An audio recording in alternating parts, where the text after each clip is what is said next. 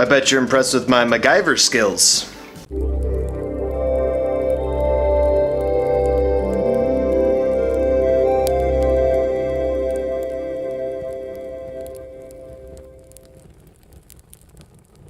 Welcome back to Atratzu Reviews Guild Wars 2, Part 3. A series born out of necessity, because I've spent thousands, literally thousands of hours playing Guild Wars 2. In this video, we'll be covering world events, crafting, dungeons, and fractals. A few of these are a little bit of a weak topic in my particular area, but that'll make more sense once we get into it. Also, don't scrutinize these 4 topics too much.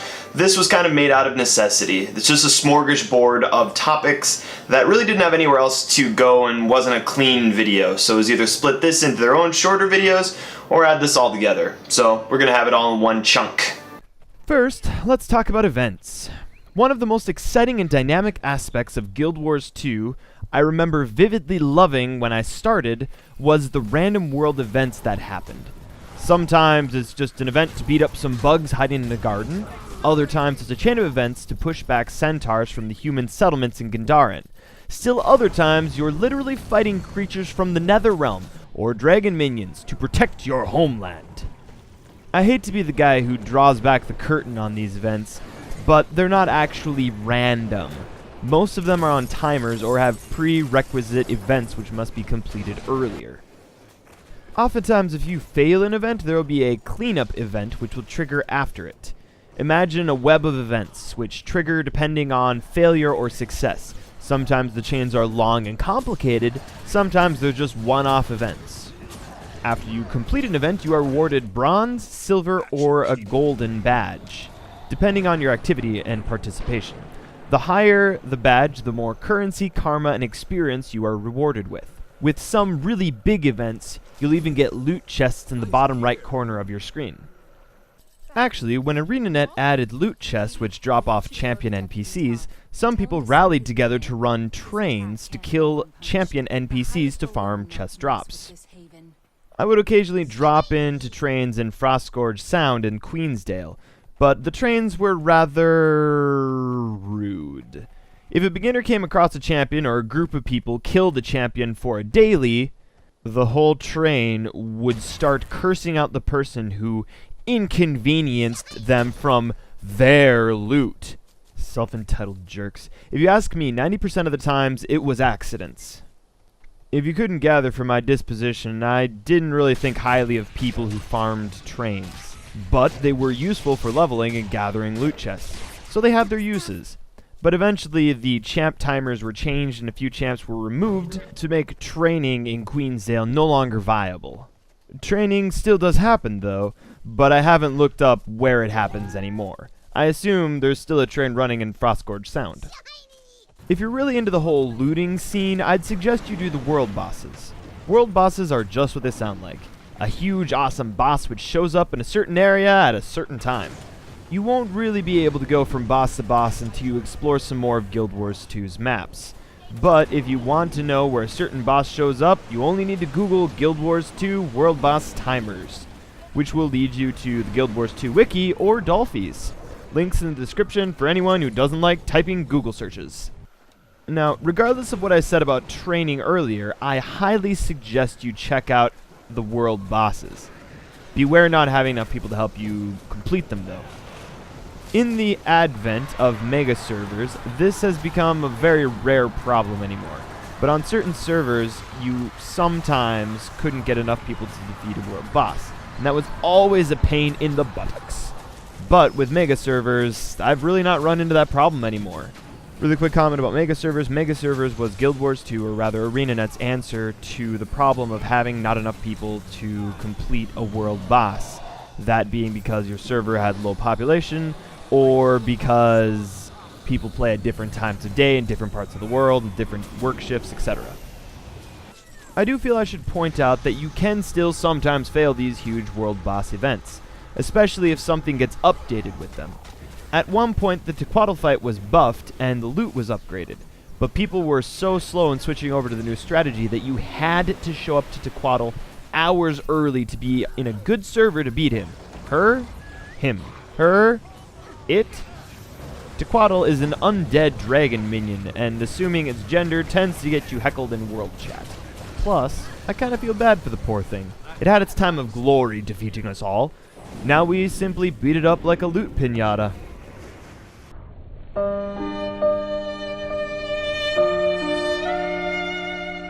But yeah, to quickly recap on events before moving on, events are sometimes solo, sometimes chains. Depending on your activity in the event, you're rewarded with more or less loot, etc. Check out world events. Sometimes there are new, unique mechanics to learn with them, though.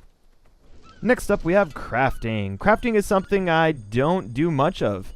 I max my crafting and then ignore it. Well, that, and I have to make sure I have one of everything. To be honest, I'm more of a hoarder myself. I don't like crafting because my materials go down. If you didn't know, I'm borderline OCD and somewhat of a perfectionist. I like seeing my bank full of materials and stuff all nicely and neatly put away and organized. If I go crafting or leveling an extra character on alts, I lose all my copper ore, and you never know what you'll need that copper ore for. You never really need 500 copper ore in your bank. You can just buy it off the trading post, or farm it up again in no time. Alright, I'm just starting this topic and I'm getting myself derailed. First, let's cover each crafting discipline briefly. Armorsmiths craft heavy armor.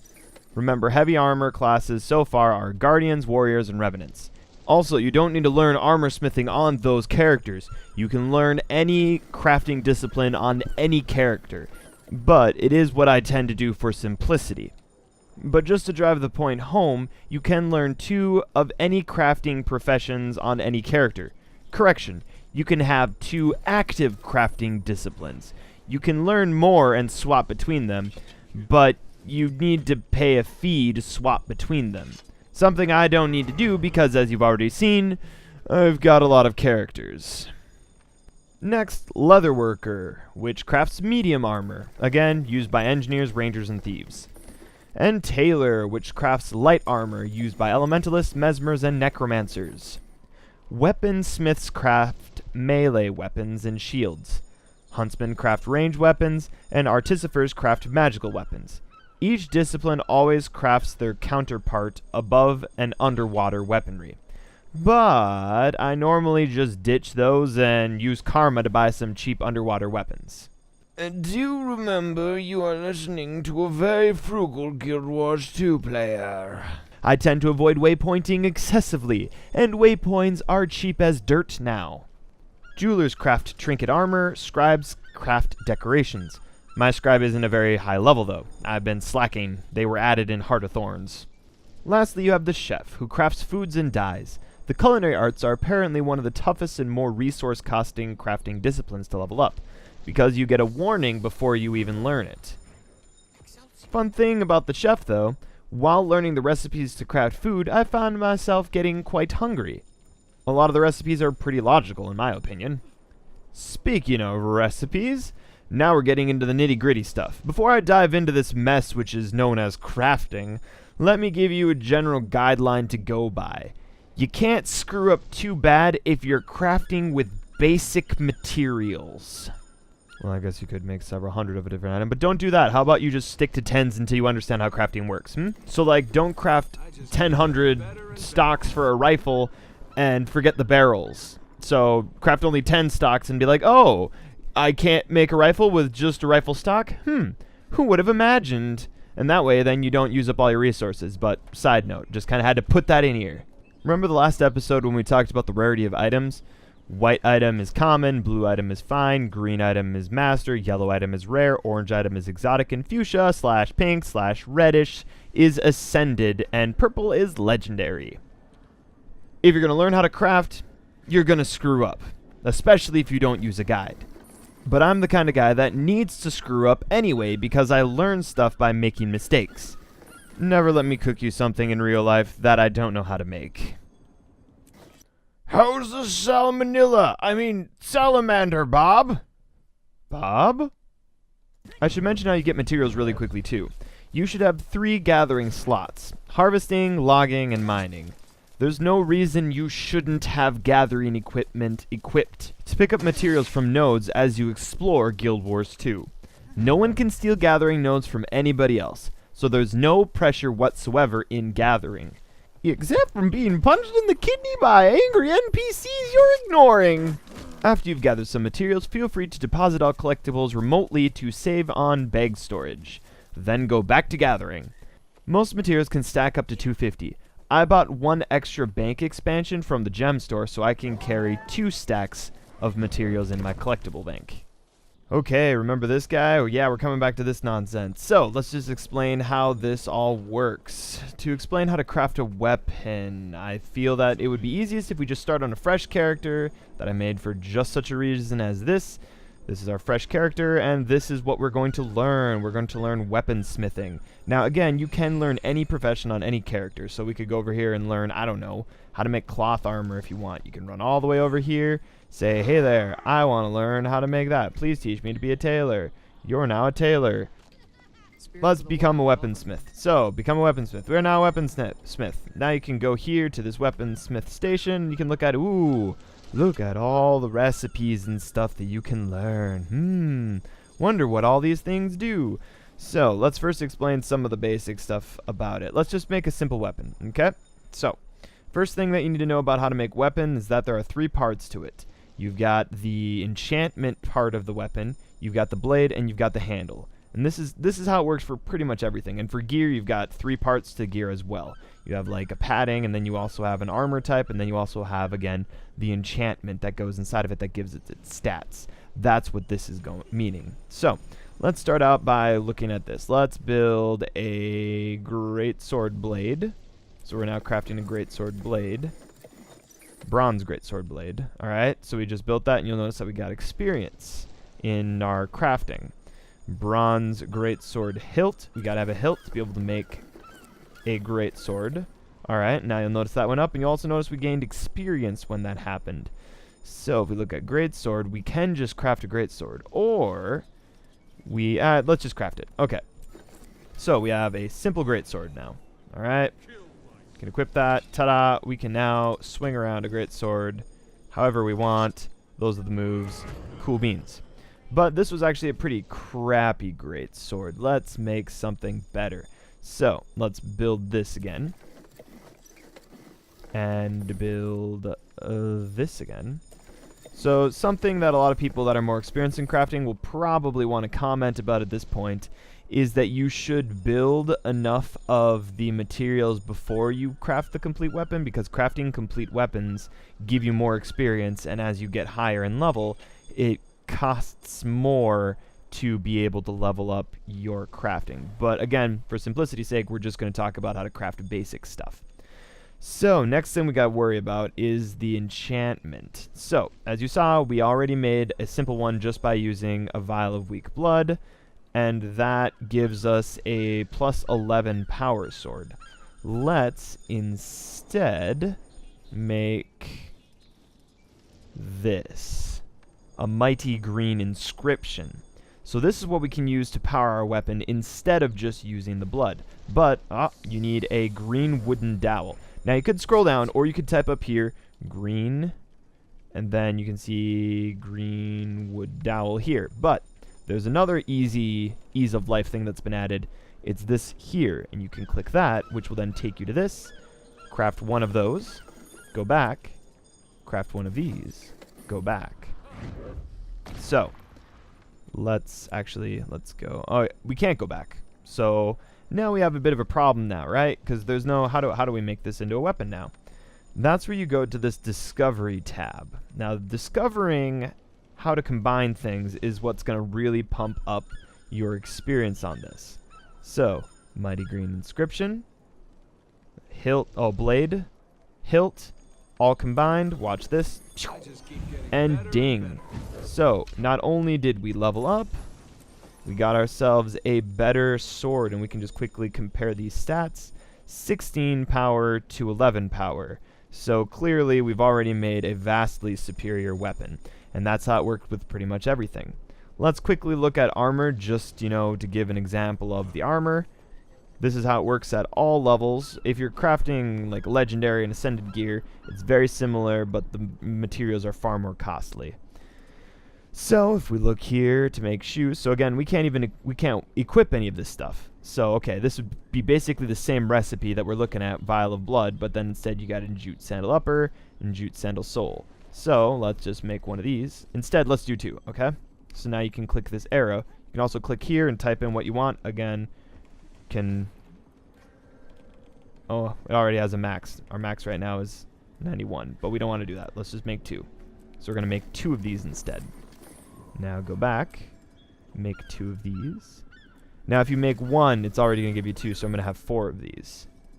And then let's craft all, which will then let us craft all of the materials that we have to make them, which are the sandals. And as you can see, this armor is unusable by your profession, but I can sell it on the trading post if I want to. And that is your introduction to crafting. As this increases, you then will be able to upgrade your crafting to higher points. You'll be able to craft better types of recipes. As you can see, there's a lot of stuff that's already unlocked on this character that you can unlock at higher levels. This is the magic part of it, to be able to get that and combine the parts together to make ascended weapons. You gotta like look up recipes and stuff like that. So there you go. There's an example of like a Nomad Pearl Reaver. You gotta have that enchantment, which to make that enchantment, you gotta have all these parts, which I have some of. I could do that. This is the part that's a pain in the butt to get, but that's higher level crafting, and we don't need to worry about that at level 14. That's just a bunch of nonsense. One final note before moving on. You get leather and cloth from salvaging gear. It's always a good idea to keep an eye on the trade post to see which is more profitable for you. To sell weapons and gear and buy materials, or salvage to get your own materials. The trading post could probably have its own video talking about theories and ideas on how to use it effectively, but I'm not gonna do that here. The last topic we're covering in this video is dungeons and fractals. I'm sticking these two together because I've purposely avoided both of these features. I think to explain and articulate just why I hate and avoid dungeons and raids so much would require its very own subtopic video, because it spans from far more than just unpleasant experience from World of Warcraft. It extends well beyond that. Simply put, I don't like being part of a group of people who I rely on or rely on me. I'd rather be able to log off whenever I want to, and not be locked into a dungeon, fractal, or raid with someone for potential hours. Some people really like doing stuff like that, and God bless you. The world would be a very boring place if you were all like me, but I am explaining my bias so you know what to expect going into it. Basically, there are 2 dungeon modes. Story mode, which is the most forgiving and lets you experience and get some of that good old Guild Wars 2 story going on. And exploration mode, which lets you choose between several different paths. Some paths are harder than others. Oh, and just to emphasize how much I avoid being in dungeons with other people, I am going to get all of my dungeon footage by trying to get through dungeons by myself. Because if I want to quit or leave my apartment room because the building's on fire, the group leader is going to tell me what I can and can't do. I'm 27 years old. I make my own rules. At this time, there are 8 regular dungeons, and a fair bit of special event dungeons that pop up every now and again. So as always, if you want to get all the cool things, you gotta stay active with Guild Wars 2. Here's a list of the regular dungeons in order of lowest level to highest. Ascalonian Catacombs is around level 30 to 35, Codicus's Manor, which is around 40 to 45, Twilight Arbor, which is 55 to 50, or 80 if you make bad life decisions, Sorrow's Embrace, which is 60 to 65, Citadel Flame, which is 70 to 75, Honor the Waves, which is 76 to 80, Crucible of Eternity, which is 78 to 80, Ara, which is 80. And then, of course, you have Fractals, which are also level 80. Honestly, I think it's in your best interest to do exploration mode when you're geared level 80. But I'm not the boss of you, I'm just a voice on the other end of the internet. The reasoning behind my decision is that the gearing has gotten significantly stupidly easier. You can probably muscle your way through most of the story modes and dungeons, but exploration mode tends to require much more coordination, tricks and strategies because of the boss and puzzle complexities. Each dungeon will reward you with its own unique corresponding currency, which you can use to purchase thematic gear. Don't worry, fellow introverts, we can cheat by getting this gear through World vs. World or PvP reward tracks. so you're not going to be required to do dungeons to get them. But it would be the quickest way and most monetarily tantalizing to just do the dungeon run with some friends. Each dungeon has certain best practice strategies. You can look them up and research before running them. I'd provide that content, but as you already know, I avoided these dungeons like the plague. I've actually completed the story mode for each of them once, but then I ran away like Chica runs away from Cuddles.